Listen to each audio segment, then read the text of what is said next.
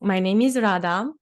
I am 47, and for the last 6 years, I was working with people in different settings, one-to-one or workshops. So my work is conscious relating, which is about creating connection and intimacy in life, but also in a way which helps us understand ourselves, discover ourselves, and grow. And the whole thing started 12 years ago, about 12 years ago, when I hit rock bottom in my life. And that was because of a relationship with a man. And in that relationship, I lost myself. I lost contact with reality. I knew I'm not seeing clearly, but I didn't know how to find a way out.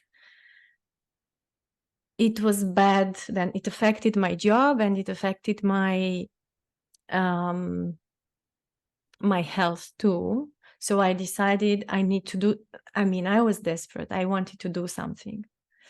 So I started with courses and meditation, and I realized that actually I needed to find myself, to meet me.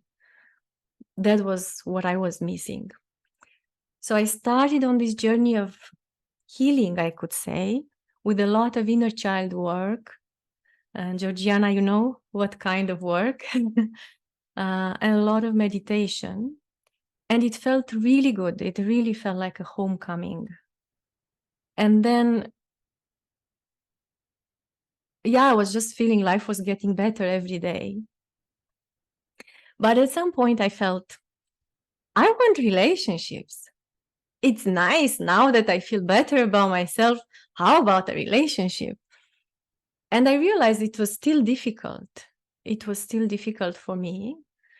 And I started again looking for how to get, how to have a nice relationship. And that's how I found this conscious relating thing, which is about us using the relationships to find out things about ourselves and to heal things about ourselves and to grow as a person. And as we grow, then also more connection and more love is available in our life. And when I saw that, I was like, jackpot, this is for me. So I really dived into it, and I learned everything I could, and I experimented, because this is how I learned the best. I really experimented with everything. And and because it helped me so much, I started to work with it. So that's more or less my story. And for the last 6 years, I was also lucky to enjoy a really beautiful relationship I've been, because it's still happening. And I have to say that if someone told me when I was 30, and when I thought, that's it, there is no more love for me because I'm 30, I'm already old. If someone told me then that when I'm 47, I would experience the deepest, actually, and the true relation, and true connection and intimacy, I would have said, get out of here. I don't believe you. But it is, and it's every day. I am also surprised. So, enough about me. The topic of today that I chose for this first talk is what is conscious relating? And it was a bit ambitious for me to choose this, because 1 hour is not enough time to cover that. But I thought, if I tell a story, then it might be possible. So I'm going to tell a story. And this is a story of 2 or 3 people I worked with. I put it together. These people have similar background and a similar story in their relationship. But just to, I didn't want to expose anyone, so I just put it all together. So meet Maria.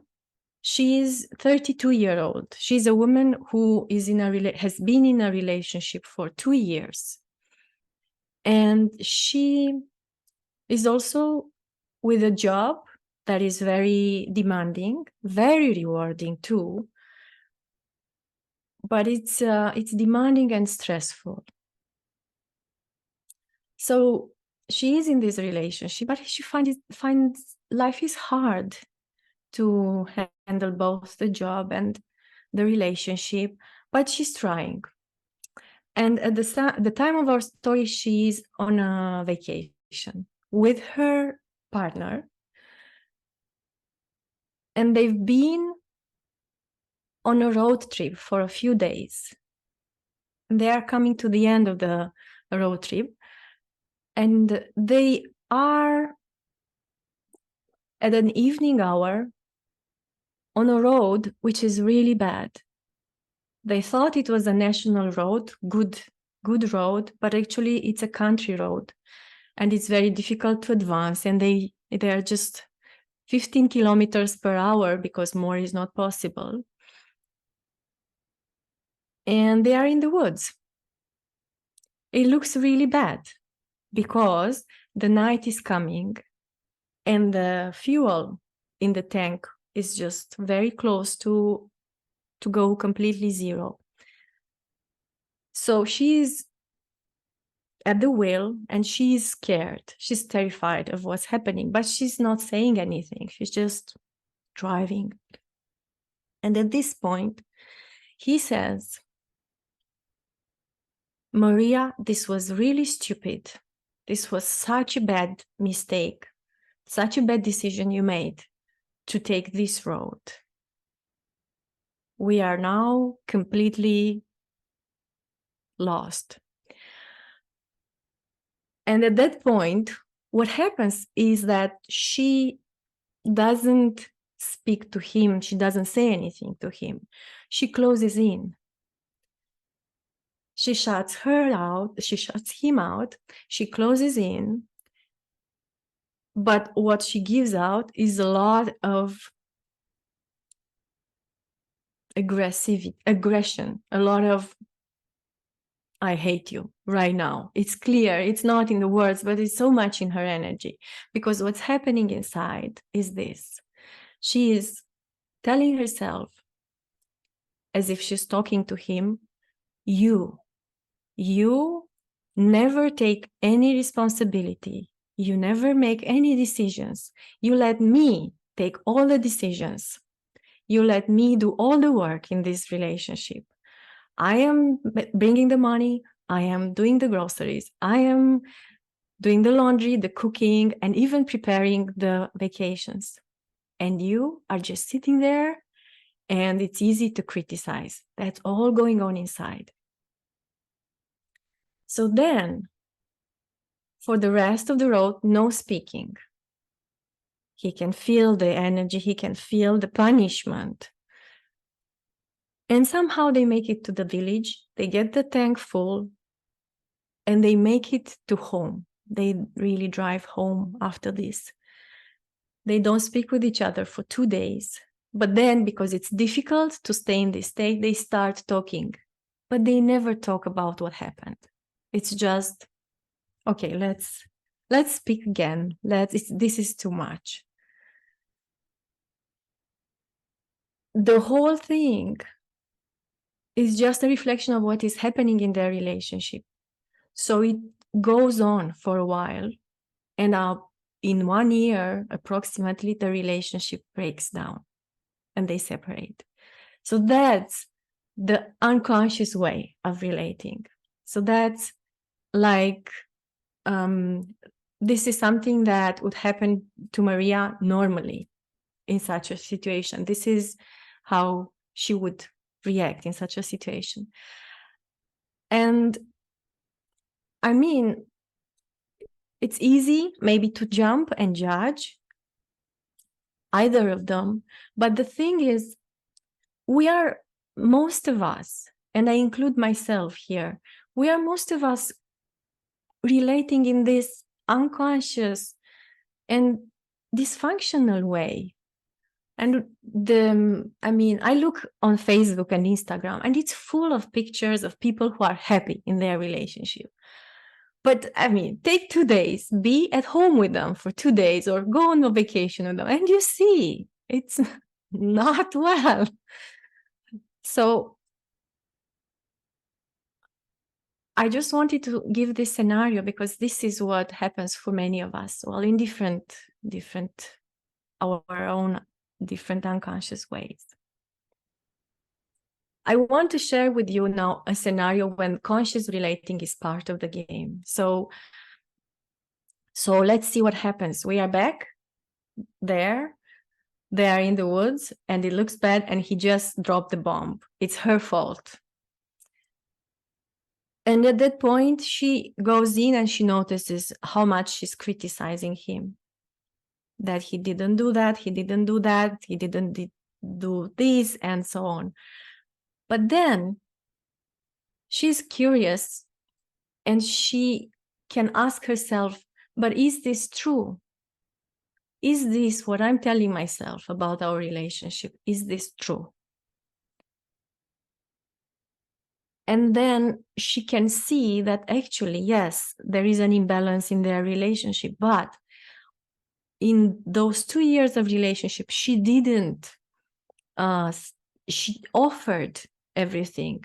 She offered to do the shopping. She offered to do all the work while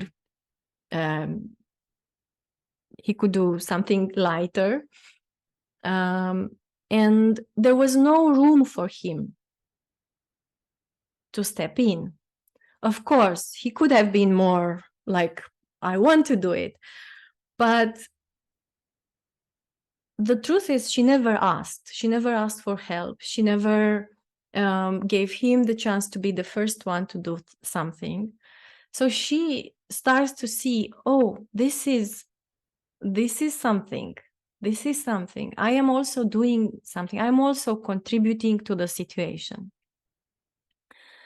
And I want to stop here because this is one key in conscious relating. It is us understanding that we bring in our relationship a strategy, and we all have at least one, usually several. And these strategies, they are made to get us love, or to get us respect, or to get us attention, or to get us appreciation. But we don't realize that. We just do it. We think this is me, or this is me doing the best for the relationship. And these strategies we saw with Maria, that's over-functioning. That's overdoing, overgiving.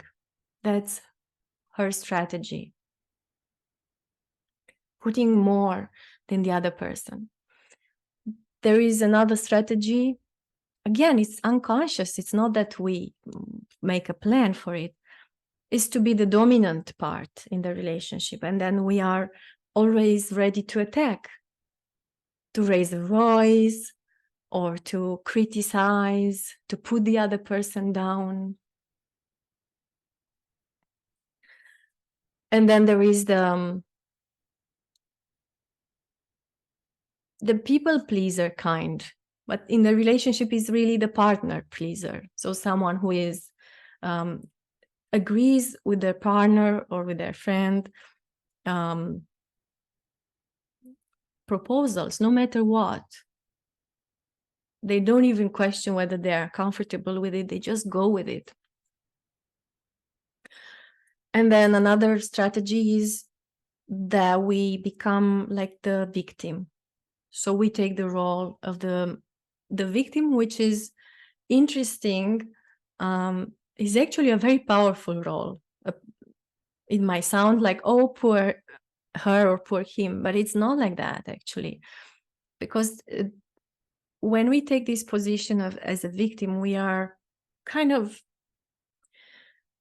complaining all the time, or not complaining explicitly, but through small, subtle comments that make the other person feel guilty. So that's also a strategy. They cannot say no to us and not feel bad about it. And there are some other ways, like these are the key ones, the main ones. So part of conscious relating is to understand these strategies, like to know them, because otherwise we don't recognize them. It's like we can see in our friends, like, oh my God, he's such a rooster in his relationship, or she is such a pleaser. But when it comes to us, it's so difficult, actually. We don't see ourselves. But with this, we can see and we can understand, I'm contributing to this too. And then once she sees this, so coming back to the story, Maria decides to talk with him. That's a very important point. Because in conscious relating, we do communicate no matter what, like wherever we are, we need to say, not we need to, but it's nice for the other person. It's nice for the connection. So she turns to him and she says, look, I'm really pissed with you right now. What you said hurt me and I'm very angry with you. But I can also see I'm not clear about what's happening here with me. So I can't really have a talk with you. I wish I could, but I can't. So I'm just going to take my time to be with this. So he knows. He knows where she is. He might not like it, but he knows. So she takes her time. And it's important also to say, it's not to judge ourselves for these strategies. Because if we understand where they come from, we would not judge ourselves. We would definitely feel something else. So with some help, Maria looks at this pattern and she can see it's also showing up in other relationships. It's not just with her partner, it's also at work. She takes more than her colleagues. And she can go back and backtrack this pattern to her childhood. And as a child, she was 3 when her mother gave birth to a sister. And that's when she lost her mother, in the sense that she, the mother, put all her attention on the new one, because of course the new one needed a lot of care and a lot of attention. But for Maria, it was a loss. She was just all of a sudden, and a shock, all of a sudden completely alone. She didn't understand what was happening, and she was feeling completely lonely and scared. But slowly, she figures out that her mother, who is overwhelmed in the whole scenery of the family, the mother needs help, and she can give some help. So she starts helping in the house as much as she can, and also even taking care of the little one. So she becomes an adult before her time, and she becomes the one who gives. And for her, receiving praise from her mother and from her father too, but mostly from her mother, was like getting the love back. So that's what she learned, that in a relationship, just her being her is not enough. She needs to earn the love. So that's what she keeps doing then in the rest of her life. So that's another key in conscious relating. Yeah, so that's a second key, is that we start to understand how everything we do that is not working in our favor in our relationships developed for a reason. We had to. And even in non-abusive childhoods, none of us receives all the love, all the attention, all the appreciation that we need. None of us. So in conscious relating, we understand there are 3 types of wounds. It's really simple, not easy, but simple. One is called abandonment wound. This is when there is not enough love, when there is not enough attention, or the mother, especially the mother, is not in tune with us. We as children, we need her to know when we are sad, when we are angry, when we are afraid. And when the mother cannot give this, we do experience abandonment. Another wound is the opposite. We get too much love, we get too much attention, we get too much control and monitoring. And this is called the engulfment wound. And then the third wound is coming from not being seen in our talents, not being appreciated, being put down, being compared with our siblings. And also when we are taking roles, it's a longer point here, but in general, when we feel not appreciated, when by us being us, when that is not enough, we feel unworthiness. So the wound is, I'm not good enough.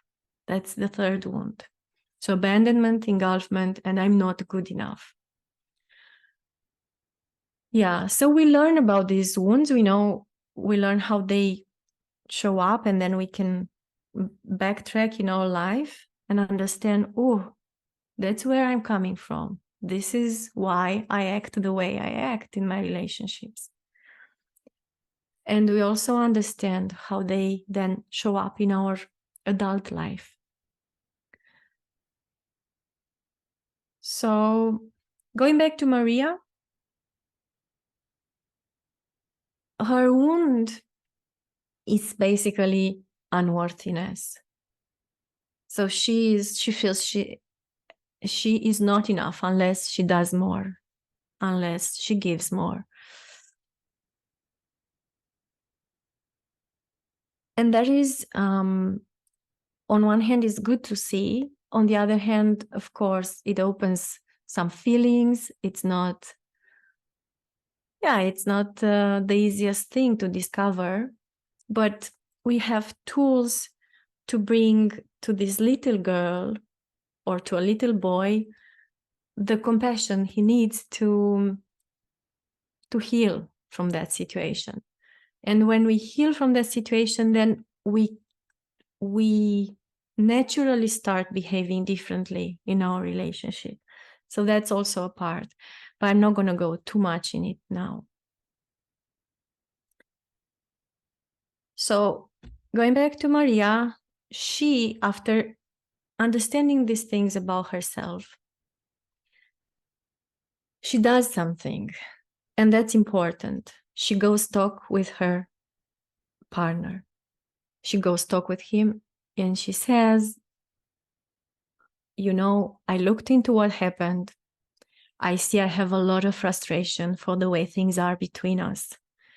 It doesn't sit well with me that I am doing much more than you are doing in this household. And I'm exhausted, and I don't like you. I don't feel attracted to you because of this. And I don't like this. So I want to change things. Can we balance things out between us?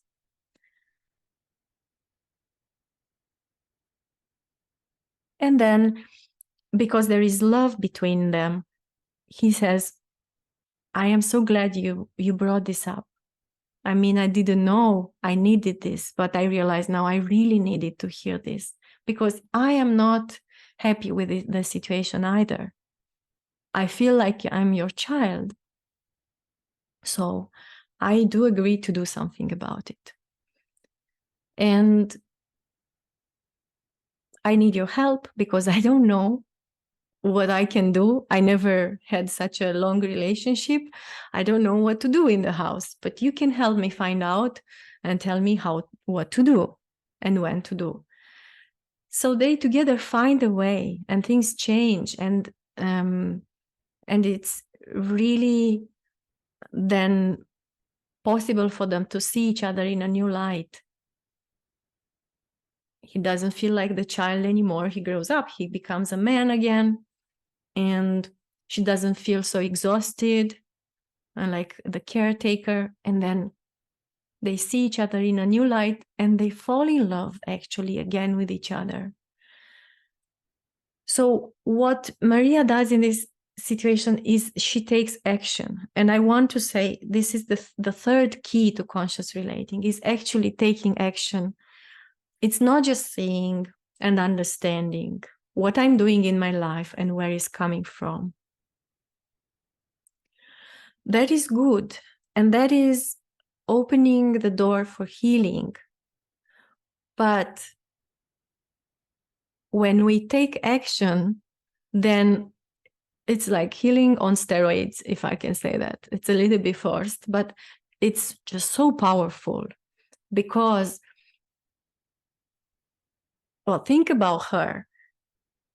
She is, every time she's doing more in her relationship, she's reinforcing the idea that there is something wrong with her, that she doesn't deserve love unless she earns it.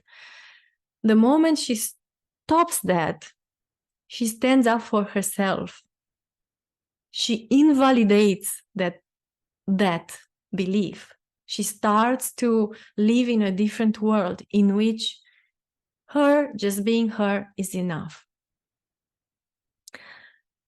So it might sound as if the fact that he is happy with the discussion and he is happy to make the change is the healing thing, but it's not that. And I want to make it as clear as possible, because it's really not that. Even if he says, you know what, I loved to be your protege, and I don't like this, I don't want this kind of relationship, I'm out.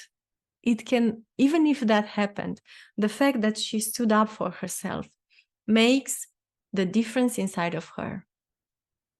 That's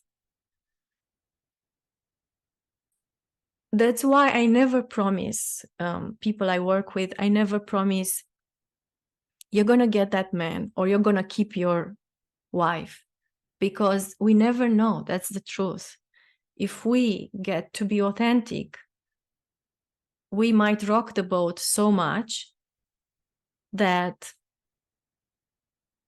separation happens. But what's most important is that I grow, I heal and grow. And then the next relationship, that's where I show up differently. That's where I open up for love more. And that's how actually connection and intimacy becomes possible. Because with this person, the current person, would not be possible. I want to recap a little bit. There are these 3 keys to conscious relating. There are more things, but these are the most important, I feel. One is understanding our strategy. Second, making a connection with the childhood. How did this all start? What is my wound? Understanding what is my wound. And third, taking action in my current relationship.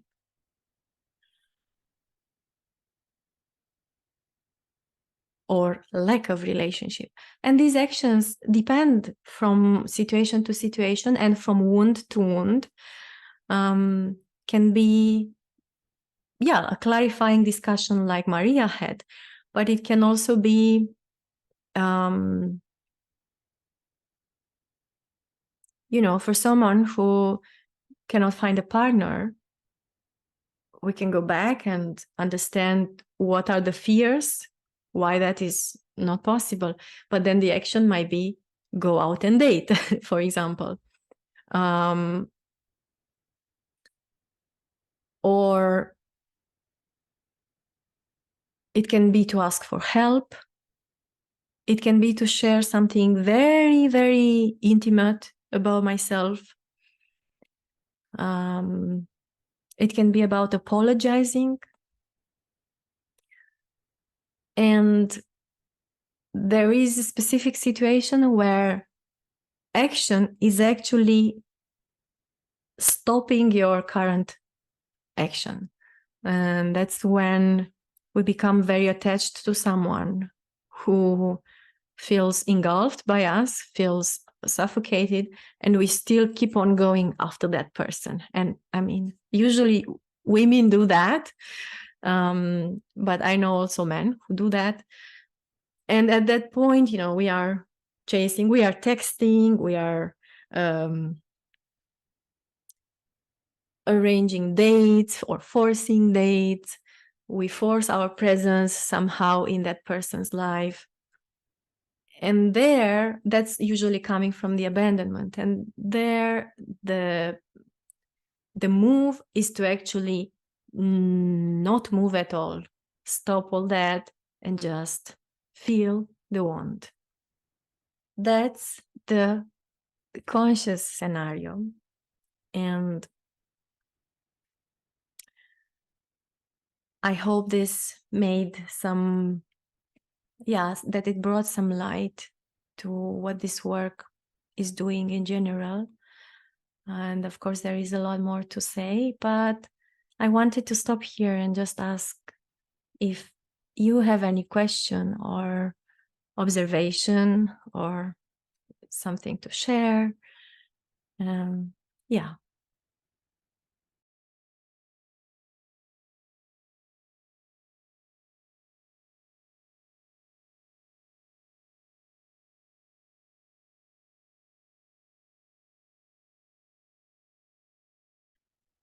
As far as I understand, there is, there are several reasons, but one key reason is that we are afraid that if we see something there, if we see, then we would start hating our parents. And that's very scary. That's very scary. Because at the end of the day, most of us feel that at least I have my parents. And even if they are not alive, I have their love and we are connected and I have my parents. And as far as I understand, is at least this is how I see it after working with myself and with people, is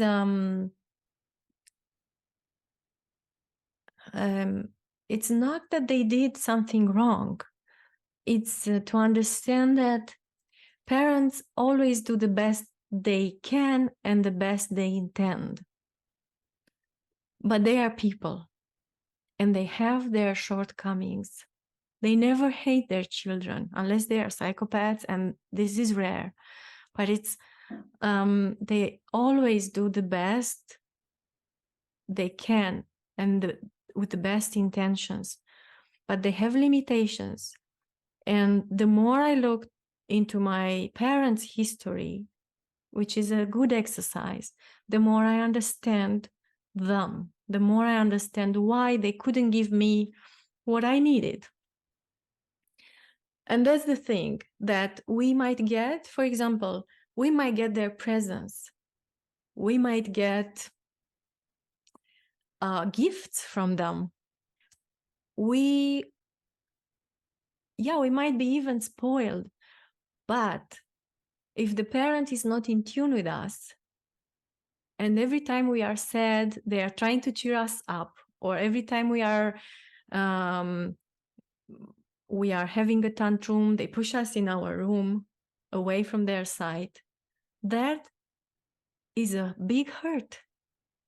So we might be as spoiled as we can, as it's possible. If this happened for us, then it's very difficult. So what I'm trying to say is that each parent excels at something. They are really trying, but then they are not good at other things. So yeah, it's to understand that, and then we can move there. And also the anger, I'm going to hate my parents, this goes against religion. So that's also like, God will punish me. That's a big one.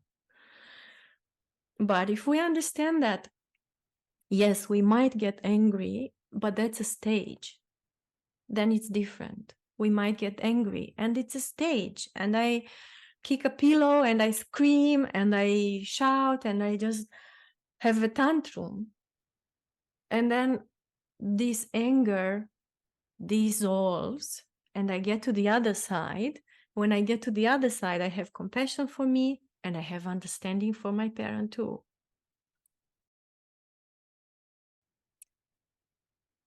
Yeah, so this is the strongest thing which I discover with conscious relating, is that as I go in a relationship, there is a struggle in the beginning because we don't know each other. And in that struggle, we can see a lot. We can see a lot of what we bring from our past in the relationship. And by seeing, we also heal and we change. We take different actions than before. And then it flows out in the other relationships, like work relationships or friendships. Because it's impossible once I stand up, for example, once I stand up for myself in front of my partner, it's difficult to take abuse from somebody else, because I can see it's like, I cannot have double standards. I also don't like it when my friend does it or when my boss does it. So it's really,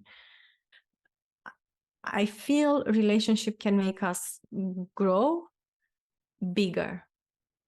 But at the same time, so we are bigger versions of ourselves.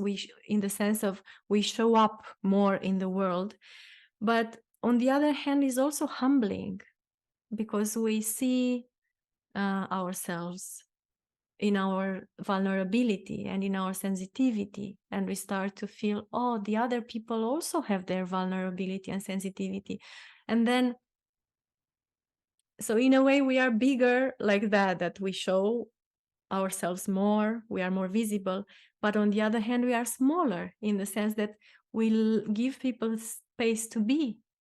They don't need to comply to our, I mean, in my life, so many times I casted somebody in a role he didn't even know he was playing in a movie of mine. No, this cannot create connection and intimacy. So we also need to, or with this kind of work, not that we need to, but we naturally become more humble, more accepting, more loving, more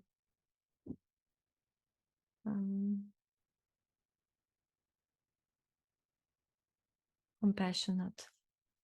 Yeah.